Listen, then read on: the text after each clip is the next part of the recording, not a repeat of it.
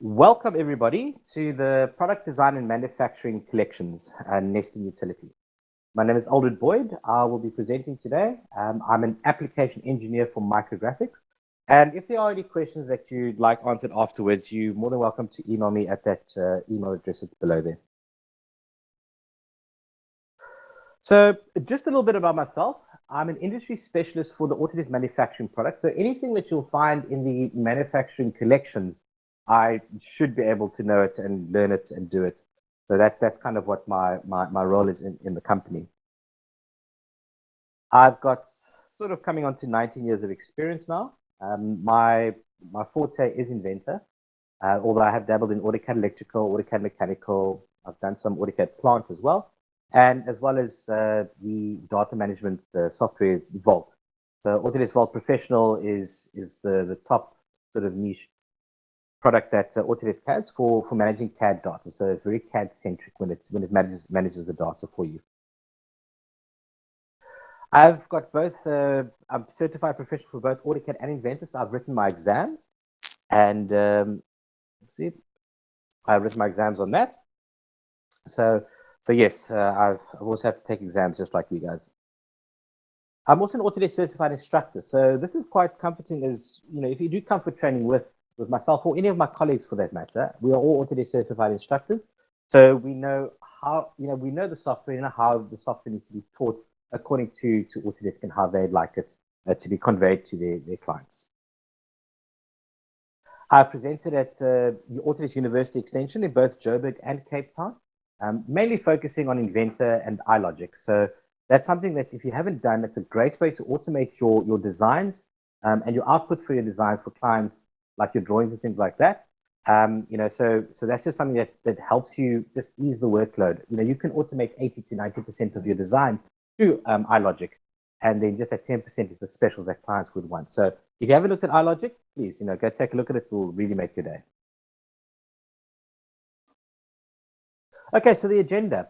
So just the nesting utility, getting started. So just how to get it, where to get it, and how to get going with it. Settings and workflows. So how do we start off with the nesting, and what settings do we need to take a look at, or options do we need to take a look at to get the desired results that we're looking for? Something that's just a little bit on it.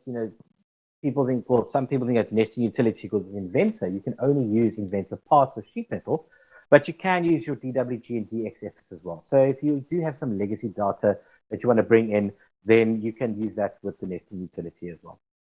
And then just preparing the nested parts for use with Inventor HSM. So what options do we have? Because obviously you've done this great nest, and then you want to put onto a little plate and actually cut it out on your CNC machine or your laser cutter or plasma jet. So we just take a look at that. And that, as you can see, can be done in both Inventor HSM, Inventor CAM and Fusion 360 CAM as well. Okay, Inventor nesting, what does it do? So basically what it does, it'll take your 3D objects from Inventor, your sheet metal parts or sort of solid parts with a flat face, and it'll take it and it'll extract the 2D shapes from your assembly, your parts, or even DWG and DXF, and arrange it so that it maximizes the space that you get in your stock plate. So with the nesting study, you maximize that arrangement or optimize the arrangement so that there's minimal wastage. You don't want, when you buy a stock plate, you want to use as much of it as possible, because any scraps is actually money that you're losing. And then from that, you want to take your results, export it to Inventor CAM or Fusion 360 CAM for your cutting purposes. Who has access to it? So anyone who's bought a product design and manufacturing collections, and this has been available since 2019. So if you're still working on 2018, unfortunately, you will not have this. And also, it's not a separate. You cannot be purchased separately. So you must buy the collections to be able to access this technology. You can download it either through your Autodesk account or through the Autodesk virtual agent. And that's the web address, ava.autodesk.com. It's a great place to go get your stuff. You do have to be signed in to download as well. So with your Autodesk account, sign in and you'll be able to download that. So this is installed as a separate add-on. So what you need to do is you definitely need to install Inventor first before installing this add-on over there, the Inventor nesting. Okay, so the files that you can use for Inventor, what are valid files? So IPT, Okay, so sheet metal components. The sheet metal part has to have the flat pattern out. Okay, so you can't just, if you haven't unfolded that sheet metal component, it's not going to be able to extract that the nesting 2D shape. You can also have a simple sketch in your IPT file or your sheet metal component, or just a simple extrusion. And you can say, for instance, I want that extrusion, the shape of that extrusion to be what I'm going to be nesting. Inventor solids obviously must have a flat face. You can also have Inventor composites, and also once again has to have a flat face. And then you can also have non-native files. So basically imported files like sat step, saved as an IPT, and that also has a flat face over there. So that'll automatically be able to say, okay, right, I know that part, I can use that part, and let's go put it in to the nest. Then assembly. So this is actually quite a nice way of doing it. So if I've got an assembly with a whole lot of sheet metal components in it, or just generic CAD files in it as well, I'm able to then go and pull that into a nesting study. Okay. You can do DXFs and DWGs as well, but they need to be 2D closed shapes and must sit on a standard layer. And for a DWG, you cannot use paper space objects. So if you've got sort of anything drawn up or a shape drawn up on paper space, it's not going to work for you. Okay. Getting started. So what do we have to do that?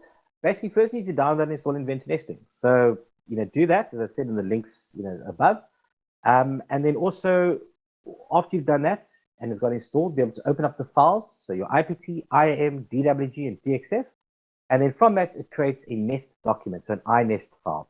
So that iNest file is separate to your IPT and your IAM file. So it's an additional file that you're creating, which is linked to your IPT or IAM to be able to create your nesting study. And there are 3 different methods of being able to just get to that iNest file. You can create an iNest file from the nesting ribbon. So this is when you've got no parts open and no assemblies, no parts, no drawings open. So if you've got nothing open, you'll see the nesting tab at the top pops up. Click on the nesting on the begin panel, and then it will start the whole nesting process. The second method is if you've got a part or an assembly open, if you right click on the name in the browser, it'll ask you, would you like to create a nest? Click on yes, and then obviously it'll take you to the next dialog box, the sources dialog box. Then the third method is to create a nest from the new menu. And that is, you all know this, file, new, and then you go down right to the bottom, you'll see there's a new standard.inest file or whatever template you've actually created for your iNest. Okay, so once you've done that, this next dialog box pops up and it asks you to create a new from a template. So if you've set up your template, you can go find that or add to an open document. So if you're already working and you've got an iNest file open, it'll list those and you can go and add it to that existing open document. Or you can add to an existing document that you've already saved. So you've previously worked on it maybe a day or 2 ago, and then you can go browse to the service and write. These shapes now have to be added to this iNest document over here. Okay, so when you're creating the nest, okay, so you go there, file, create new nest, you've chosen either your parts or your assembly file, then this dialog box pops up over here, your sources dialog box. That then goes and it gives you all the information of where you're collecting the data from, where the data is saved, and then for instance the source provider. So that source provider is an Inventor part or a generic part, and so you can just choose which one of those it is that you want. And then you've got the configuration as well. So that's how it brings in your lines, etc. And then your material name. So that grabs it from the part that you've actually got. It grabs the material name, including the width, so the thickness of the component as well. And then what it does, it maps from your source files to the iNest file exactly what you want. So if it was, as I can see, a rubber and wood maple, it maps it to a rubber and a wood maple in the iNest file as well. Once that's done, then it shows you all the parts on your screen. So those are all the individual parts that you've got. You'll actually see there's a little one over here on the left-hand side over here where it is. So there's actually 3 different types of material that I've actually brought in. These are the individual parts. There's not the complete amount of parts that you've got in the iNest, because there's many more, but those are in the properties of these different shapes that you've got over here. And these shapes are also just flat 2D shapes. It's not the 3D components that you had when working in Inventor assembly or a part. Okay, so each of those shapes, if you right click on it, you get the following sort of options: properties, enabled, so rename, open, export, and create your 3D model. Now, with the properties, take a look at this over here. If you right click and select properties, you'll be able to go change the name. So if you slot stand top, that's actually the same name as the part. So it's nice to identify exactly what's going on. It also tells you how many you've got in there. And then you've got your priority as well. So priority is, should it be nested first or should it be nested last? So obviously the lower the number, the less priority it has, and actually stick it into the nest while you're doing the nest. Would you like to mirror this part? Then you got your orientation. So the default orientation is 0 degrees. You can say, you know what, I actually think it'd be better if I rotated about 90, 180, 270. So those are things that you can change with the properties. And then you've got obviously your measurements as well. And those just tell you information about the total length and width, the area, as well as the perimeter of the shape. Then you can also bind it to your material properties. So that means that it takes the properties from the material that it's coming from. You can say, look, right, for this over here, I don't want to bind it to material properties, and I actually want it to rotate to 90 or 180 or 270. Also, what I want to do is you've got deviation increments. So if I rotate it to 90 and you say I want deviation of 60, then it will deviate either 90 plus 30 or 90 minus 30, and then increments of 5 degrees. So it'll go 90, 95, 100, 105, 110. And then you've got your pre-kit, and pre-kit, what that does, it shows, and it takes that shape and it kind of, in AutoCAD terms, would group it. So it acts as one, and it has to be all nested next to each other. Okay, so the next thing you got to kind of set up, while you're going through this nesting study, is the process material library. So what this does, is it tells you what materials you've got to what packaging you've got. So the packaging basically is the shape and form of your raw material. So is it a big flat sheet or is it rolled? So you're going to get like 20 meters of rolled sheet metal, or you're going to get 10 plates of 1.5 by 2 meters. And then the material is obviously comes from the source. So it's those 2D cut shapes that you've got. So with this, you'll see that I've got 4 packaging, but when I brought it in, there was only 3 materials that I brought in. That first packaging you can basically ignore. That's kind of like a generic standard packaging that's stuck in there. So you can actually just ignore that, the first one. It's the second, third, and fourth one, and so on, that you are actually interested in. This over here also just allows you to see what your material ID is, what the provider is. You can add a provider as well. So the provider is basically that material that's coming in. So if I had to go back to my original assembly now and select and write on stainless steel at 0.5 millimeters, it will then go and put another provider over there. So another material ID with material and thickness and category and density and nesting color. So all of that over there, and the provider would be from Inventor, and then sync from provider as well. So if I do make changes, it will make change automatically. Sorry, just going back to add from provider. Add from provider will go into my materials list of Inventor, and I'll be able to go pick it. I want stainless steel. I want aluminium. I want wood. Sync from provider is when I go and change it in the original assembly, and it will automatically update in over here. Then we've got our packaging over here as well. So with the packaging, that's the material that I've got, and it's mapped to the packaging. Okay, so I've got packaging 1, 2, 3, and 4. I can go change those names. So at least I then go and see, okay, right, packaging 2 is actually, a plate of 2.54 millimeters by 1.270 millimeters. I can change that form from rectangular to roll. So then I can say a roll of maybe 20 meters, and this is the width and the thickness and stuff like that. And then you can also go put the cost in as well. So by putting in effective cost, or accurate costing, you'll be able to get a cost analysis out afterwards and see exactly how much you actually are kind of using and how much the cost is going to be. Okay, so once you've done that, and probably before you've done that, you've got to kind of take a look at your options as well. So the options it shows you the display of what you're going to see when you finally get the nesting study out. And as you can see there, this on the display, you've got the sheet geometry, dimensions, header annotation. So at the bottom in the preview, you can see there, header, the header is going to be at the top. So what's the font of the header going to be? So Homer, the size is going to be normal. So that's taking me from Inventor as well. And then the colors, what colors do you want? If my background is white, or my background is black, those colors are going to be quite important because you need to be able to see sort of what's going on and differentiate quite quickly.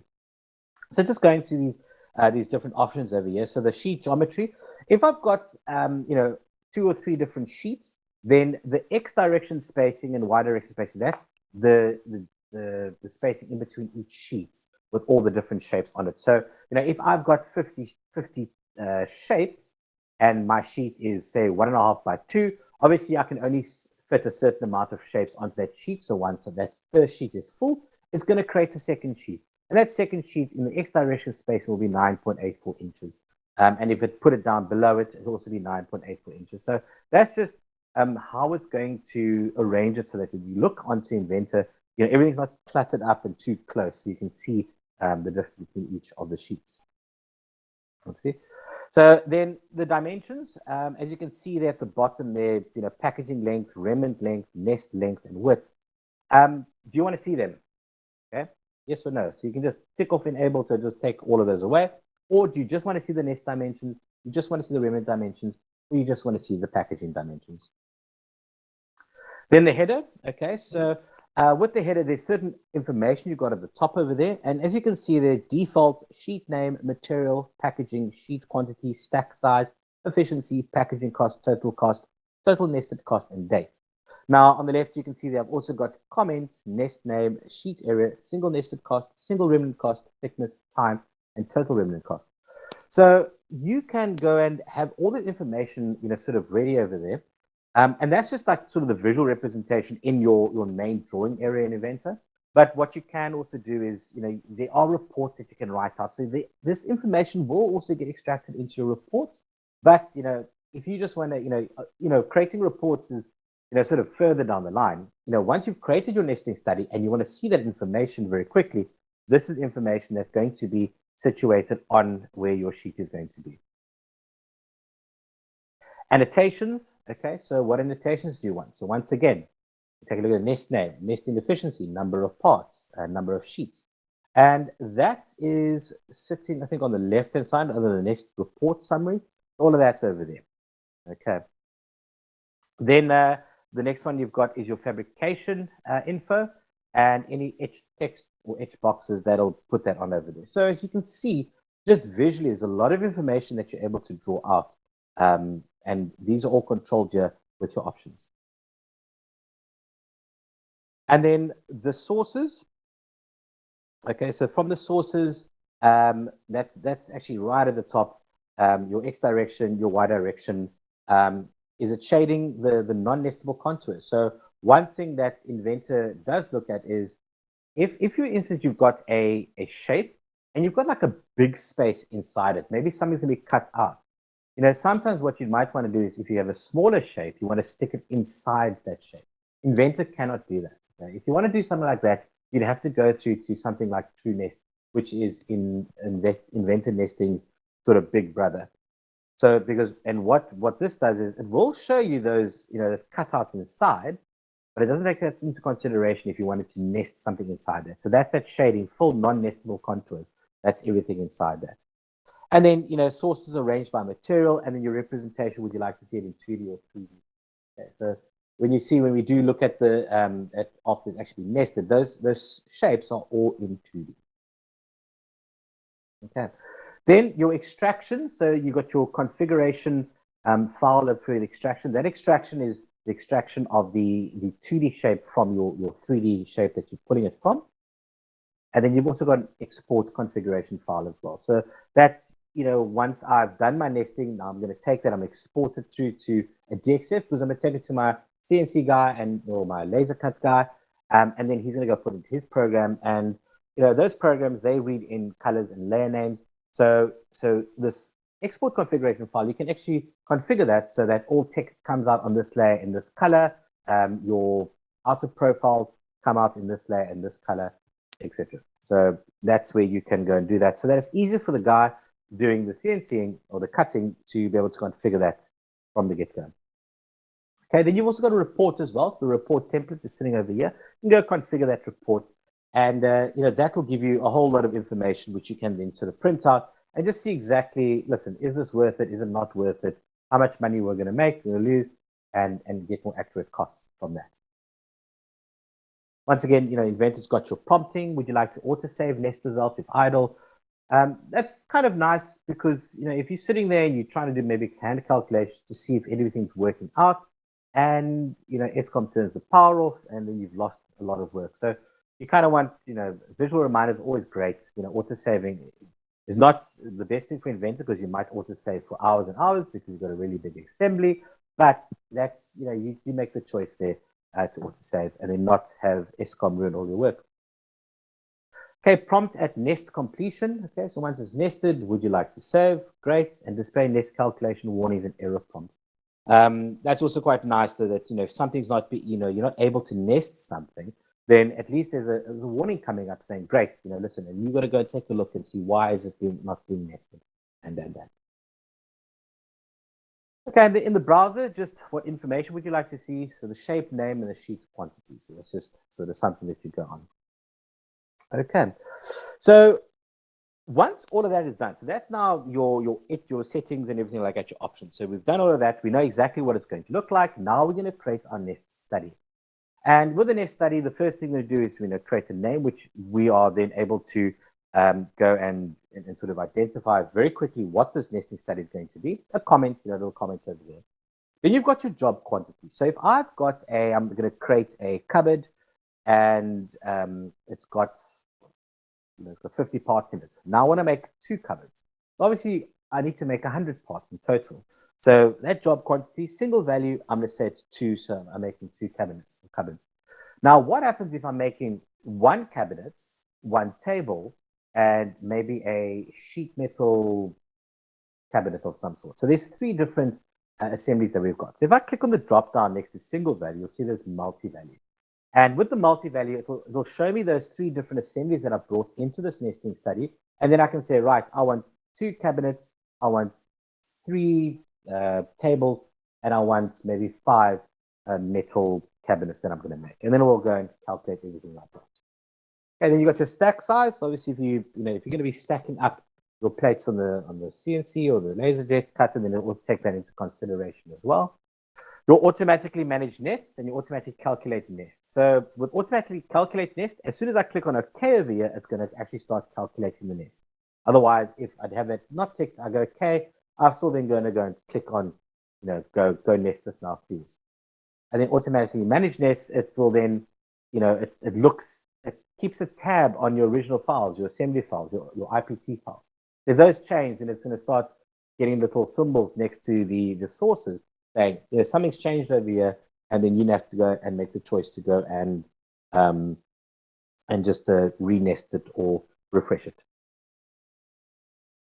Okay, so on your shapes over here, so this just tells you basically your source, the shape, the material, the thickness, max X and Y, and then on the left-hand side, you see they're selected. So at the bottom, you see 17 shapes selected.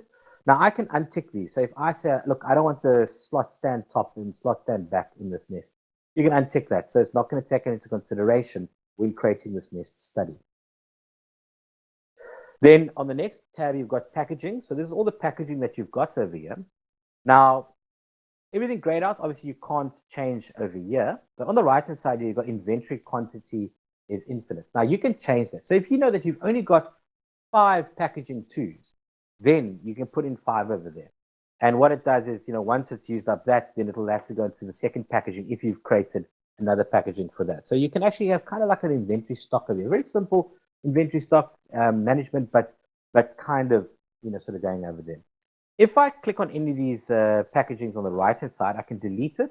Once I've deleted over here, any shapes that use that packaging over here will get unticked automatically as well. Okay. So if you think, okay, right, that I don't have any of packaging 4, delete it, and then at least then it's not going to nest over here. Okay, then you got your global parameters. So this is just a little bit of information about how it's going to nest. So the corner position, so your 0, 0, or your resting position, lower left, lower right, top left, top right. The minimum maximum runtime for the calculation. So if you know that after 400 seconds or 500 seconds, this algorithm is not going to re-nest it or optimize the nesting. It'll stop then. It will show you, this is what I've come up with. Okay? And the minimum runtime, 60 seconds. It'll run for at least 60 seconds, before it will stop running over there to get the desired yield, which is at 80%. Then you've got your remnant optimization, so minimum length and width. So what it tries to do, it tries to use everything. So most of the width and most of the length when doing the optimization. Then you've got minimum length as an option and a minimum width. So what it tries to use is either tries to use as much of the length as possible or as much as the width as possible when doing your nest. Okay, so once you've done all of that, you can actually go click run, and this is what you get. Okay, so with this, it'll show you how it's nested all those components. You'll see there's little numbers over there. So like little 1, 2, 2, 2, 2, 3, 4, 5, and at the bottom of it, it'll tell you what each of those shapes are. It also will give you the lengths and the widths of the components.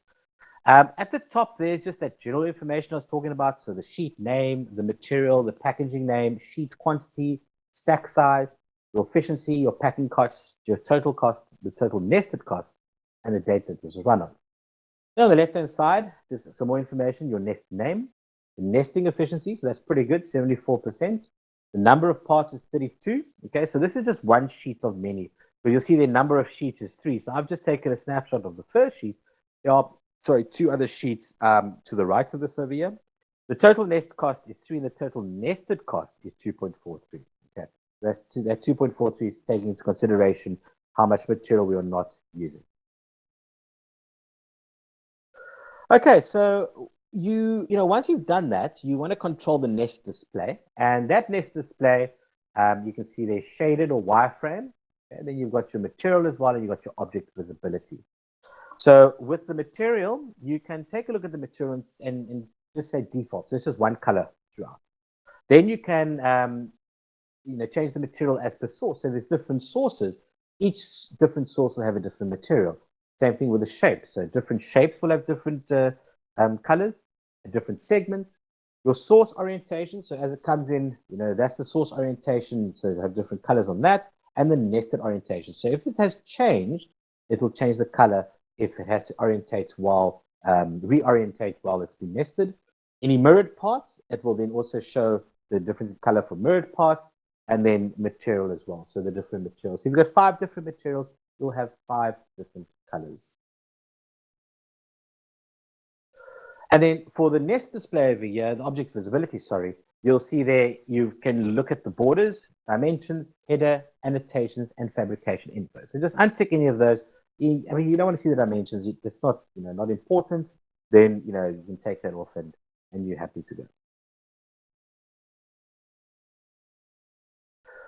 Okay, so once all of that has been done and you're happy with that, you can go and rerun your nesting if you wanted to. But once you're done with your nest, you're happy with it, then you can go run a report. So with the report, you can get things like, part preview, nesting properties, source parts, inventory, sheet details. Okay, so with the your nesting property summary, if I take a look at this, so just the job, material usage, optimization, positioning, grain, 90 degrees. So there's a lot of information over here which you can get out in a report as you sort of after you've run it. Now your source parts. Okay, so great. The part name, the preview of it, how many have you got, orientation, grain, 90. 180 to 70, is it mirrored? Did you force it to mirror? Deviation, increment, and the priority. Okay, so that's all information that comes out on that. Inventory. Okay, so you've got your inventory over here, and it's basically the sum 999, because I said it's all on infinity. So you kind of, once you've run your nesting, if you had to say like, packaging 2 was 5, packaging 3 was 2, and you've used that up, then it'll actually show up over here, sort of what you've got left. Sheet details, okay, so just sheet details and sheet properties over here as well. Okay, so just once again, it's kind of taking all the information that we had on the, after we did the nest and just putting it into reports that you can go and hand it in with the job or something like that. And then just your sheet items over here. So things like cost, area, perimeter, number of parts. Is it flipped, mirrored, the time, angle, and your part ID as well. And then you get some graphs as well. So you get a part cost pie chart, okay? Part counts chart. And these are all sort of dynamic. So, once you've run the reports, if I go and put my cursor on any of these, it'll give me like a little sort of a tooltip and it'll tell me exactly what's going on each of these different bars. Your efficiency and your cost chart, okay? So once again, a lot of nice visual clues on things like, say true efficiency, remnant true efficiency, total nested cost, and your total cost. So you can very, very quickly see exactly, cost to efficiency. What's going on here? Am I doing this right? Should I run another nest in, another nest? Maybe I can, sort of tweak some, some configurations and just see if I can get a better nest out, and then obviously run the report again. Sheet areas chart. So your plate area, your nested area, your remnant area. Okay.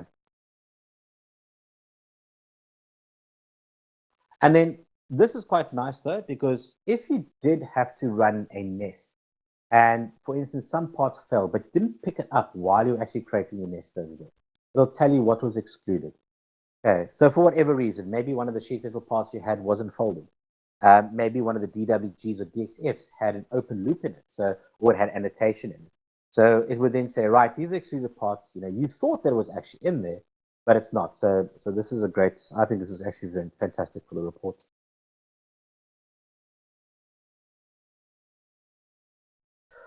Okay, so basically that's kind of the general workflow of getting from assembly and a part through to nest. I did say I'll talk about the DWGs, DXF. So just reiterate it. You can bring that in. So maybe it's old legacy, data that you've got. Where and one thing that's, as I said, you might have a failed part from a DWG because it's open. It must be a 2D closed profile. Okay, so if it doesn't work, then it's not closed. And geometry only. If you've got things like dimensions and text and your multi-heaters or anything like that, so it's going to fail. Okay, so just make sure it's like that. Also, with the DWG, make sure that it's on your model space and not your paper space. Okay, so to get it into your maybe an existing nest that you've got, you can see there I'll say sources at the top. You've got your source files, and you go look for that DWG. When it brings it in, the material generic, and it defaults to material 1 because you think about it. It doesn't have a height. It doesn't have a thickness to it, whereas your Inventor components did have a thickness to it, your sheet metal parts. And then obviously once you've done that, then you can just go change the packaging and material for that to make sure that it's going to be nested quite nicely over there. Okay, so once that's done and everything's hunky-dory, you basically now want to take it out for CAM. So there's two different ways of doing that. So basically you can output it either to 2D or 3D. So the 2D export, it takes it to DXF. And once again, there you can see what happens. It brings up this export configuration editor. And you will then go and just configure that over there. So figure lines, layers, line types, whatever, configure it so that it's as easy as possible for the guy on the router or the plasma cutter to be able to just sort of do minimal amounts of modification before actually cutting out this part. Because as we know, time is money. And then for the 3D output for your CAM, there's two different ways: either multi-body part file or an assembly file. So the multi-body part file is quite useful because it's just one file. Okay, so it's not you're not managing 50, 60 different parts. You're actually just managing one file, very, very easy. If you do take an assembly file, just note that you are going to be managing quite a few different files. But if you do want to go and re-nest, move parts, maybe you think that, okay, look, if I move this a little bit or if I angle a little bit, it's actually going to make it a little bit better than the nesting. You can do that. So you take it out in assembly file. The way that it generates 3D models, you can either extrude the 2D shapes or use the 3D source if available. So it'll use, maybe the sheet metal component. So I'm not kind of duplicating that. Or you can just extrude the 2D shape. It creates everything from scratch. And then just with instantiation, excuse me, create instances for identical items. So think about when you do like a rectangular array or pattern. It's the same component. Change one, or copy, change one, it changes everything else. Create a group of instances for identical items. It will obviously do the same thing, but it'll put into nice, neat little folders. So it kind of structures it quite nicely in your assembly. And then also each item remains a unique instance. So every single item is a separate component. Okay, that's going to make a lot of files. And then at the bottom there, you can see that you can also include your stock. And that's quite useful because, as you know, when you start with your CAM, then it will, you've got to say, look, what's the stock? How thick is this plate? So it does that. You can obviously manipulate it when you, you can either, choose it as a stock when you go into your CAM, or you can create new stock in the CAM. So it's totally up to you. Okay, and then once that is done, because Inventor CAM and Inventor nesting is in the same environment, you just go to your CAM tab and set up your toolpath, create your G code, and run with it. As I said, this can also be done in Fusion 360, so you can take your Inventor part, ship it into Fusion 360 if you're more comfortable with it there, and do it. But just remember that it is the same technology, both Fusion 360 and Inventor CAM. Okay, so in conclusion, basically, if you want to do anything, so you create a nesting study from your part file, assembly file, DWG, DXF, or generic model, so imported model. You set up your materials and packaging, you optimize your materials orientation, go to your options, see how it's going to be laid out, see how with the colors, everything like that. Create and print reports for your nesting study to just double check and make sure that exactly what you've done, or what you think you've done is going to be what's going to come out on the outside. And then the last thing is output to DXF or 3D for your CAM in Inventor or Fusion 360. Okay. Great. Thank you very much for watching. Does anyone have any questions?